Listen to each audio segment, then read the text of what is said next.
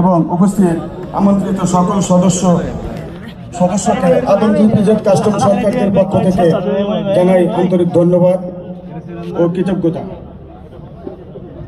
আজকে Dhaka custom agent employees ইউনিয়নের বার্ষিক সাধারণ সভা অনুষ্ঠানে আমি আমাদের এমপ্লয়িজ ইউনিয়নের সম্মানিত সভাপতি আবু হানিফ ভাইকে আমি আন্তরিকতার সহিত অনুরোধ জানাবো যে আপনারা আদমজি ইপিজেড কিছুদিন পূর্বে উত্তরবঙ্গ কাস্টম সরকার তরুণ সংঘের আয়োজিত আদমজি ইপিজেডে অবস্থিত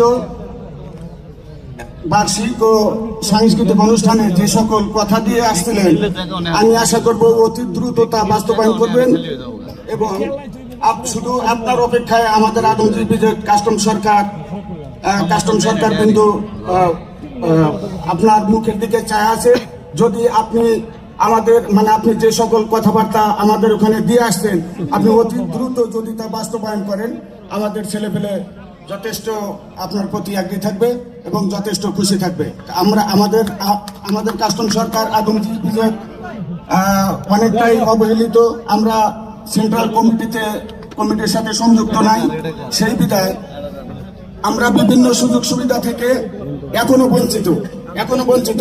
আমরা সেন্ট্রাল থেকে বিভিন্ন সুযোগ সুবিধা থেকে আগেও যেমন পাচ্ছি না, এখনো কোনো ধরনের সুযোগ সুবিধা আমরা পাচ্ছি না। আমি আশা করব আমরা যখন আমাদের সেন্ট্রাল সংগঠনের সাথে আমরা যুক্ত হয়ে যাব, আমরা আশা করি তখন আমরা এই সুযোগ সুবিধাগুলো ভাগ করতে পারবো।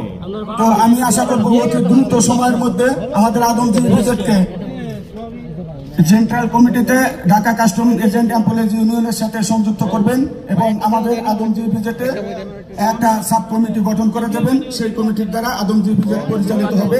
তো আমি সময় স্বল্পতার কারণে আমার কথা ছিল, আমি তো আর কথা দীর্ঘায়িত করব না। এখন আমি